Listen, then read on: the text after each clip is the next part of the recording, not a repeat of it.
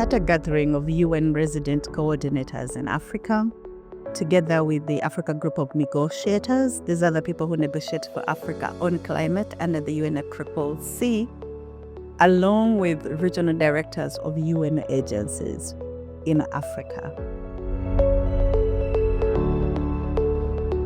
Carbon finance has become the big issue that people are talking about, distracting again away from what the issue of climate finance is. So the tragedy is that of distraction. And I want to hear from the panelists, how can we refocus conversation with the government who are parties to the convention to say, let's go back to what the convention was about? That's also a place where we have to think about accountability and governance. This market, because it's a entities, private entities are coming to Africa to buy up cheap carbon of the trees and sell them at a higher level. So they'll want to pay $18, $30 and take it to a market that they say, and the goods that they will be buying here for $18 to $30 is going to be sold for $100, 150 euros. So that's something that's quite important. And they come in delegations with people from the continent, also part of that delegation, would tell you that, no, but this is good for the country. Look, we can make money that's available here. For us, it's easy, the low-hanging fruit we can take, but it's actually a ripple. So that is very important for the RCs to understand that there is this actually an opportunity for illicit financial flows from Africa if the government don't regulate and actually sell this commodity responsibly.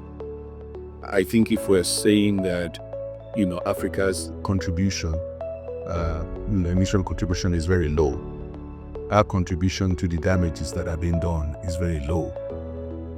And those who are contributing more, there's an accountability issue here, except if the entire system is to break down. So while we do also say that we need to look inwards, there's also an element that we need to emphasize, that those who are damaging the world have to be accountable and have to pay for it. In this dialogue, we are looking at three critical areas that almost every country in Africa is interested in: carbon credits, energy, and the just transition. What came out of Baku in the negotiations that is important to Africa, but say to Uganda?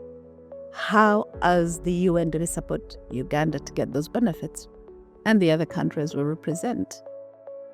On carbon markets, on the just energy transition, where there's a lot of money invested in energy, and in all the other areas that we looked at, or the loss and damage fund, where they had pledges of over $700 million. What we really hope to achieve by the end of this conversation is that common understanding of carbon market, what we are going to deliver as one UN, whether you come from the United Nations Environment Programme or UNDP, of FAO, how we are going to work with the member states through the resident coordination system. The second is to try and distill what came out of Baku COP29 that is still pending, that we can provide guidance for the Africa Group of Negotiators as they go on to Belém in Brazil. Everybody talks about the 300 billion. Where's that money going to come from? How is Africa going to be able to access that money? So to come up with practical guidance on how Africa can continue to negotiate so that that money is actually available for the member states. The other important area that was agreed upon was the loss and damage fund capitalization, pledges of up to $700 million. It's very little money compared to what African countries need. So the idea then going forward is, how do we get the developed countries to pledge more, and how do we get that money quickly into the African countries that are facing loss and damage, whether it's from floods or droughts, which we all know are climate-induced generally in many of the African countries.